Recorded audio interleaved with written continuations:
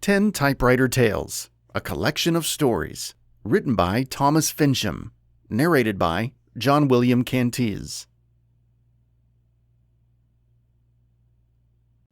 Goodwill. Gunfire everywhere. A long road divided by two bitter enemies. The captain hated the enemy. He could see their helmets bop up and down behind the makeshift barricades. He aimed and fired at the bopping helmets. He missed. They were too far away. The bullets zinged back and forth. This had been going on for almost an hour now. The captain heard a noise. He listened closely. It sounded like a child's cry.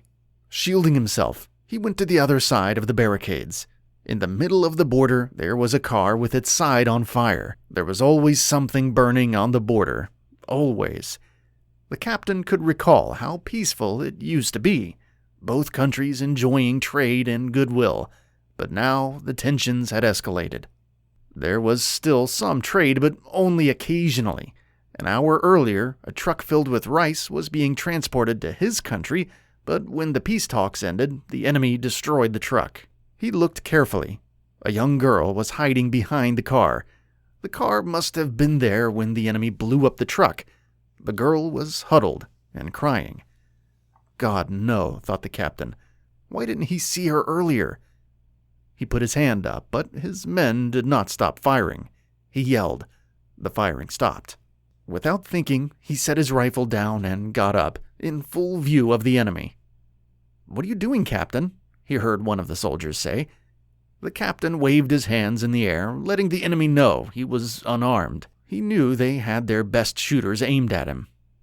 On the other side, the sergeant had his men stop firing when he saw the crazy soldier expose himself. What the hell was he doing? Was he testing the sergeant's courage? The sergeant would shoot him between the eyes if it came down to it, but he waited. The crazy soldier vaulted the barricade on his side of the border. The sergeant nodded to his sharpshooters. They were ready when signaled. The crazy soldier walked toward them. His steps were slow and calculated. He stopped in the middle of the road and turned right. He pointed. Now the sergeant was curious. The crazy soldier knelt down beside a car and appeared to be speaking to something. The captain was now on his knees. He was encouraging the girl to come to him, but she looked even more terrified. He gently asked the girl again in his language. She tightly clutched her body. The captain was now confused. Why wasn't she coming to him? Then it hit him.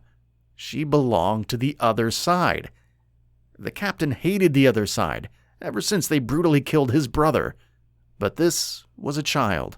He couldn't leave her in the middle of no man's land.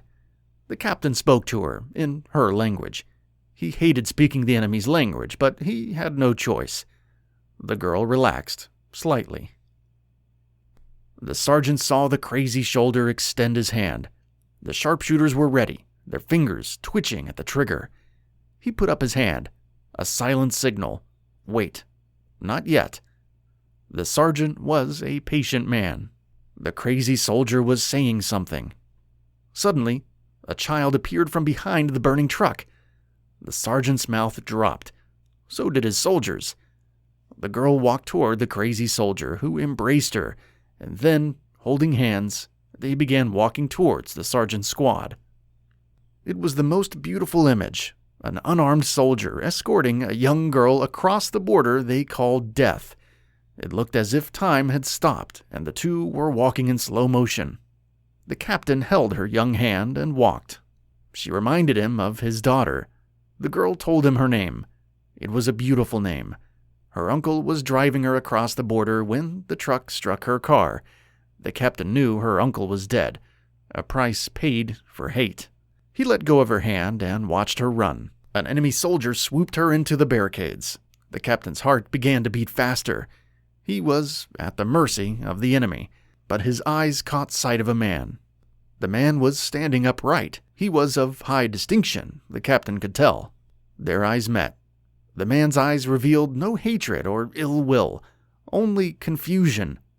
The man nodded, and the captain nodded in return. Then he turned and began walking back. The sergeant saw the crazy soldier walk into the distance. For a brief second, he wondered why he was here. Why were they fighting? What could they gain? Once the crazy soldier was out of harm's way, the sergeant made a hand signal, and his men began firing again. This has been 10 Typewriter Tales, a collection of stories, written by Thomas Fincham, narrated by John William Cantees. Copyright 2021 by Thomas Fincham. Production copyright by Thomas Fincham.